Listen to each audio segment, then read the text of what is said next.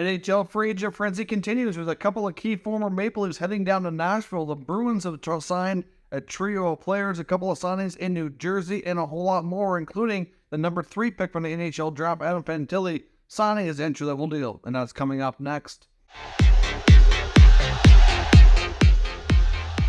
So welcome back to another video here at Top Shelf Hockey. As I mentioned, we have a lot more signings to discuss here today. Obviously, free agent frenzy is going to keep us busy through it today. Let's get started, though, actually, with not a free agent, but Adam Fantilly, the number 3 pick in the 2023 NHL draft to the Columbus Blue Jackets, has signed his 3-year entry-level contract. He's the first player from the draft to get his contract done, so that obviously confirms that he is not returning to the University of Michigan, and he will be indeed heading to the NHL next year. I certainly feel like he's really capable and ready. They always had to have a discussion because being an NCAA player, once you sign that ELC, you can't go back. It's not like going back and forth through the minors or being reassigned to junior or anything like that. So Fantilly gets his 3-year contract on the books. Of course, they announced new coach Mike Babcock today, so big day in Columbus. Some free agent news. Let's start with the Carolina Hurricanes actually re-signing their goalie tandem from last year, and they get them both on pretty good deals. They get A.T. Ranta on a 1-year deal at $1.5 million. That was the first news, and then there was some word that Freddie Anderson might be leaving. There was other teams in the mix, but ultimately he did remain and re-sign with the Hurricanes, signing a 2-year deal at $3.5 million. So for them, the Hurricanes to have their same goaltending tandem of Anderson and Ranta for another year at least, at $5 million total, plus they have Kochekov waiting in the wings, able to come up and play as in case of injury or anything like that. This is a pretty good situation for the Hurricanes. You really do need a 3-headed monster now in the NHL to have that depth to be successful. Like I said, a couple of former Maple Leafs that were acquired at the deadline are both heading to the Nashville Predators and joining new GM Barry Trotz as he continues to remake that roster and certainly do a bit of a culture change. Luke Schenn, defenseman who was hoping to stay in Toronto, gets a pretty lucrative deal. I can understand why the Leafs were not able to match this. He gets a 3-year contract with Nashville at $2.75 million. For a guy who bounced around for 1-year deals, several teams, playing near league minimum for a while, he certainly created a good reputation for himself and carved out an extended career. A few years back, a lot of people thought he might be done, and now look at him. He's multiple Stanley Cups to his name and getting himself a 3-year contract in Nashville. So pretty good signing there. We'll see. I mean, you have to wonder with his, he's not super young anymore either. His 3 years is going to be too much. We'll have to wait and see, I guess. And, of course, they also bring in Ryan O'Reilly. O'Reilly, of course, gets a pretty lucrative contract, too, in Nashville. Certainly something the Leafs would not have been able to match. He gets a 4-year deal at $4.5 million. Again, we know O'Reilly, being in his early 30s at 32, was going to be looking for some kind of a term to kind of get him to the near the end of his career, or at least the later stages. Is probably going to be his last longer-term contract. And again, the Leafs would not likely be able to match that kind of money or that kind of term, really. So O'Reilly right now would be the number 1 center in Nashville, considering they bought out Duchesne, they traded Johansson. We'll see how Trotz remakes our roster. Fair to say that O'Reilly probably should be like a number 2. Ideally, on a real strong team, he's a number 3, but ultimately in Nashville, it's hard to say. They don't have a lot of offensive depth right now.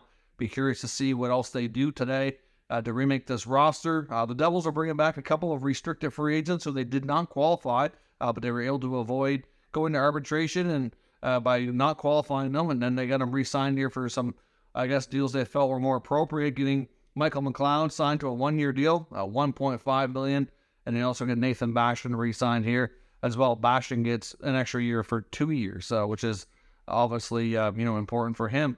Another restricted free agent who was non-qualified but has been re-signed as well includes Los Angeles Kings forward Jared Anderson-Dolan. He is re-signed to a 1-year deal of $775,000.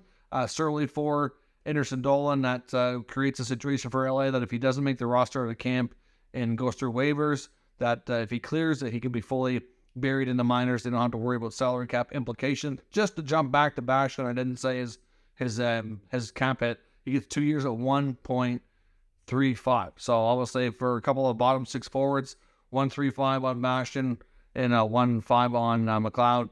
That's certainly not bad deals at all. The Devils have been super busy here, and obviously Tom Fitzgerald's doing a lot of good work there. The New York Rangers signed former Jets captain Blake Wheeler. We knew he wanted to go east after being bought out by Winnipeg. He had options on a variety of teams. There's belief he could have went back to Boston. There was some interest in Florida, but Rangers is where he ends up landing for an $800,000 salary, which is really, for what Blake Wheeler's going to bring to you, I think that's a pretty good bargain value signing.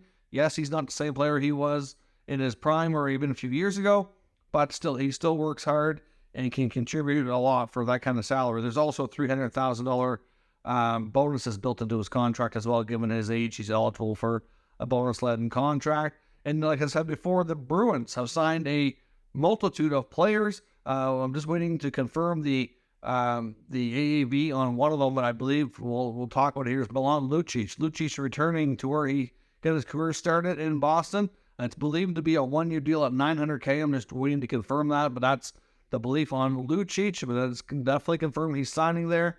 They've also signed Morgan Geekie, who comes over from the Seattle Kraken.